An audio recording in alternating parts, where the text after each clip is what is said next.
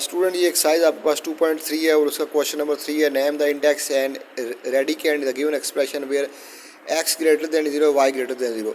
तो question number 3 का part 1 देखें। पार्ट 1 है 18 का स्क्वायर रूट। और ये अगर यहाँ कुछ भी ना लिखा हो तो यहाँ 2 होता है। अगर यहाँ कुछ ना लिखा हो तो यहाँ क्या होता है, 2 होता है।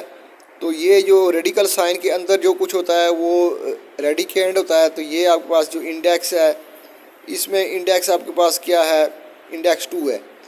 अगर ना लिखा हो तो 2 होता है स्क्वायर रूट की, क्योंकि स्क्वायर रूट जो होता है उसकी जो उसको जब स्क्वायर रूट जो होता है वो 1/2 के इक्वल होता है। स्क्वायर रूट जो होता है वो 1/2 के इक्वल होता है। तो स्क्वायर रूट को जब स्क्वायर रूट को ख़त्म लिखते करते हैं तो इसकी जो वैल्यू है हम लिखते हैं 1/2। तो इसका मतलब है कि यहाँ अगर नहीं कुछ लिखा हो तो 2 है।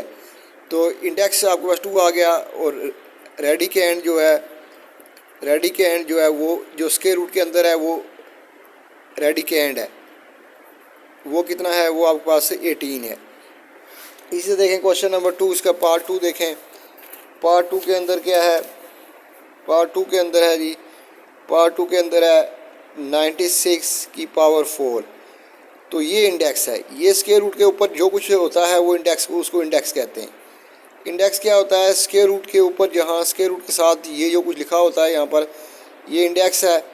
और स्क्वायर रूट के अंदर जो कुछ होता है वो रेडिकेंड होता है। तो स्क्वायर रूट के अंदर जो कुछ लिखा होता है वो क्या होता है, रेडिकेंड। नेक्स्ट है आपके पास पार्ट नंबर 3, 27 x की 4 y डिवाइडेड बाय 49 और ये इसकी पावर 3। तो यहाँ से देखें ये जो कुछ लिखा होता है स्क्वायर रूट के इधर जो कुछ लिखा होता है उसको इंडेक्स कहते हैं। तो ये इंडेक्स है, ये आपके पास इंडेक्स है, ये 3 है। और रेडिकेंड क्या है, रेडिकेंड स्क्वायर रूट के अंदर जो कुछ लिखा होता है वो रेडिकेंड होता है। स्क्वायर रूट के अंदर जो कुछ लिखा हुआ है वो रेडिकेंड है। 27 x की 4 y बाय 49, ये आपके पास रेडिकेंड है। स्क्वायर रूट के अंदर जो कुछ लिखा हुआ है वो रेडिकेंड है और ये इंडेक्स है। तो इसका पार्ट नंबर 4 देखें। पार्ट नंबर 4 में क्या है कि 6x y का क्यूब, ये स्क्वायर रूट 3xy का स्क्वायर रूट। तो हम इसको एक स्क्वायर रूट के अंदर लिख सकते हैं। इसको हम इन दोनों को हम एक स्क्वायर रूट के अंदर लिख सकते हैं। ऐसे इसको करके मल्टीप्लाई की शक्ल में इसको हम एक स्क्वायर रूट के अंदर लिख सकते हैं। 6 3 = 18, x इंटू एक्स का स्क्वायर, तो y की 3 और y की 1, y की 4। पावर्स का पावर जब वेरिएबल मल्टीप्लाई होते हैं तो उनकी पावर्स ऐड होती हैं। x को x से मल्टीप्लाई करेंगे, x की भी 1 है, इस x की भी 1 है, तो 1 + 1 आपके पास 2 हो जाएगा, x की 2 हो जाएगा। ये ऐसे होता है कि x को अगर x से मल्टीप्लाई करें तो बेस एक बार लिखेंगे और पावर है उनकी ऐड करेंगे, 1 + 1 2। तो इसी तरह ये लिखा हुआ है y के 3 क्रॉस y। तो ये बेस को एक बार लिखेंगे और पावर्स ऐड करेंगे, 3 + 1 4। तो ये यहाँ कुछ ना लिखा हो तो 2 होता है। तो इंडेक्स इसका जो आपके पास आ गया 2 आ गया। और रेडिकेंड जो है वो आपके पास क्या है, ये रेडिकेंड है। स्क्वायर रूट के अंदर जो कुछ होता है वो आपके पास रेडिकेंड होता है। स्क्वायर रूट के अंदर जो कुछ लिखा हुआ है वो आपके पास क्या है, रेडिकेंड है। 18x² y की 4। तो इस तरह ये क्वेश्चन हो गया। अब नेक्स्ट क्वेश्चन है question number 4, simplify the following. तो इनको सिंप्लीफाई करना है। तो क्वेश्चन नंबर 4 का पार्ट 1 है 81 की पावर आपके पास है 4। तो इसको हम ऐसे लिख सकते हैं कि 81 की पावर 1/4, इसको हम ऐसे लिख सकते हैं।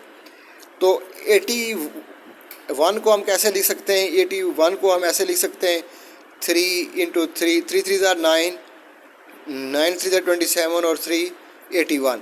तो 81 को हम ऐसे लिख सकते हैं 3 क्रॉस 3 क्रॉस 3 क्रॉस 3 और 1/4। ये पावर्स हैं 1 1, ये आपस में मल्टीप्लाई हो रहे हैं तो इनको बेस एक लिखेंगे। अगर बेसिस सेम हों और वो आपस में मल्टीप्लाई हो रही है, ये बेस है, ये तो 3 है, ये बेस है।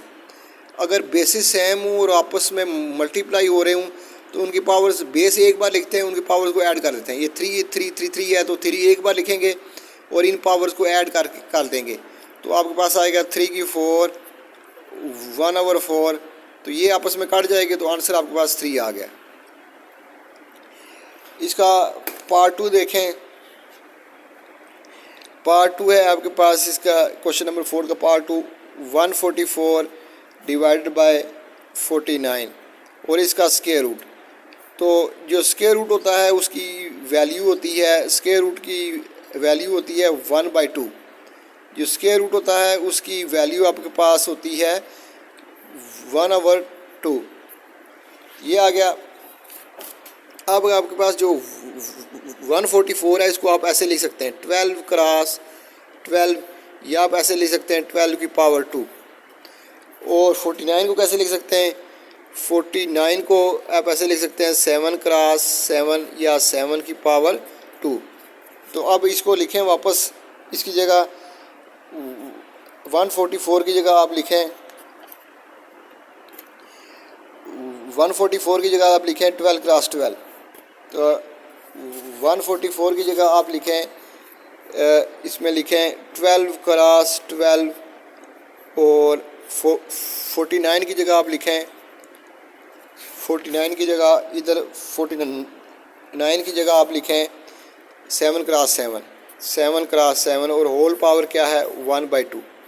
इसको आप ऐसे लिख सकते हैं 12 की पावर 1 है, 12 की पावर 1 है तो ये पावर्स ऐड हो जाएंगी और बेस को एक बार लिखेंगे।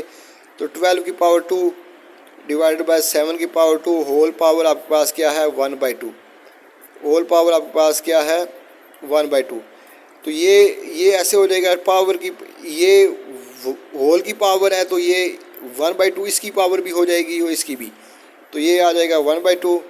और ये 7 के ऊपर जो पावर ये इसकी भी हो जाएगी, ये होल पावर है, ये होल सारे की पावर 1/2 है तो ये पावर इसके ऊपर भी आ जाएगी और इसके ऊपर आप आ जाएगी। तो पावर का रूल क्या है, पावर का रूल ये है कि पावरें आपस में मल्टीप्लाई होती हैं। ये 12 की पावर 2 है और ऊपर पावर 1/2 है तो ये पावर की पावर क्या होती है मल्टीप्लाई, यानी 2 मल्टीप्लाई होगा 1/2 के साथ। इसी तरह ये 2 भी 1/2 के साथ मल्टीप्लाई होगा तो ये 2 कैंसिल हो जाएंगे, वो आपके पास आ जाएगा 12/7। ठीक है स्टूडेंट, अगर आपको मेरी वीडियो पसंद आ रही हो लाइक करें, शेयर करें और सब्सक्राइब करना ना भूलें। अल्लाह हाफिज़।